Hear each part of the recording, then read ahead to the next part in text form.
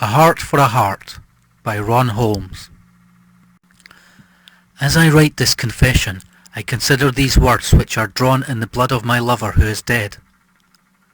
She is without a heart. I cut out her heart. She is without blood.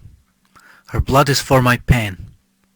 And presently there will be no more of her and me, for together we will burn and crumble, our organs of ecstasy reduced to a grey, impotent ash. This will be. What has happened is over, and lives only in my mind, in these blood-red words, and in the screams of my wife, whom I can hear through the open doors of my laboratory. I left them open for that reason. By now I believe that I am insane, yet I am aware of sensations more vivid than in all my sane life of fear. Now I am unable to feel fear. The feeling is good. My wife is screaming, and her screams rise from my operating table. She is strapped there, quite tightly. She is conscious, and before her is the body of Stella, my dead lover. Stella is naked. There is a small hole in her forehead. In the hole is a hemorrhage, and the hemorrhage is oyster to a lead pearl. The bullet which killed her froze her breasts and chilled her succulence. I can see her now, and though she is dead, she excites me. There is another hole beneath her breast. There is blood on her flesh. The blood came from the incision I made when I cut her heart out. To explain, and I must, or defile this blood which once throbbed beneath me in beautiful delirium. Stella became my assistant only 6 months ago. While working at Strasbourg, she read of my experiments in the theory and practice of grafting human organs. She offered her collaboration, and within days we were lovers. She was beautiful. My pen is running dry, and so I dip into her blood, and now across my page I see full rich words glistening in the light of my reading lamp. I had not loved my wife for many years. Physically, she repulsed me. Intellectually, we were incompatible. Yet with Stella there was a union of mind and body, a harmony which endorsed the faith I had in my work in transplanting organs from one living thing to another. She lived in me and I in her, as though we had given all in return for all. It need never have happened. I wish to record this opinion. This morning, however, my wife came into the laboratory carrying a gun. From then the process could not be halted. She glared at me wildly and told me to make love to Stella. I refused, but then she pointed the gun at Stella's head. She repeated her wish. Helplessly I moved towards Stella. I had never loathed anyone so much as I then loathed my wife. I began to make love to Stella. I felt her warm mouth take mine. I felt the mystery of her body. Then there was a noise and Stella's body went limp and very heavy in my arms.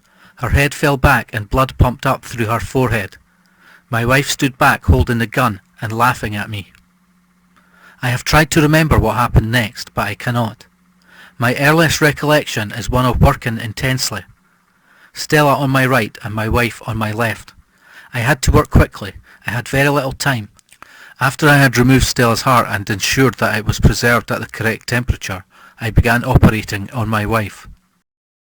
Listen, she is still screaming. After my work was completed, I waited by my wife's side. When she opened her eyes, I told her that everything was all right and that she should forgive me, for I had been a fool. I said that I had fixed it so that no one would ever know.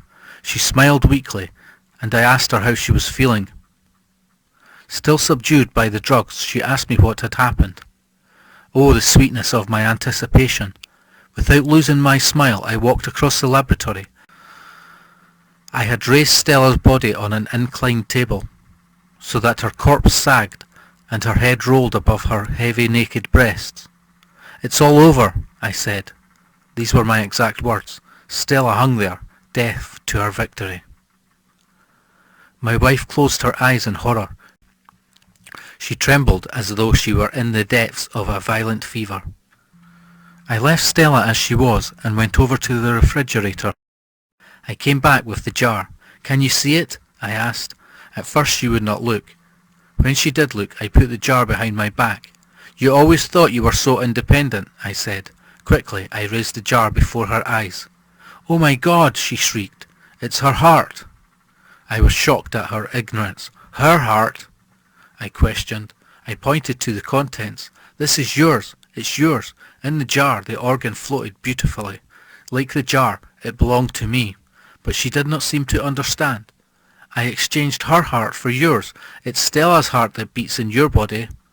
I thrust my hand into the cavity in Stella's cold breast. My hand came out empty and covered with blood. I dangled it before my wife's eyes. She then lost consciousness. As I write, she is still screaming, and Stella's blood has coagulated on my pen. In a few moments I shall join the two women. I shall set fire to the laboratory because I know of anything that has any meaning. I know that I must do it soon, before my sanity returns to bring me grief, remorse, a million emotions that I must never know. Already I know that my madness is waning, and I must die while I can consummate my union with Stella and my wife as the flames enjoy our flesh.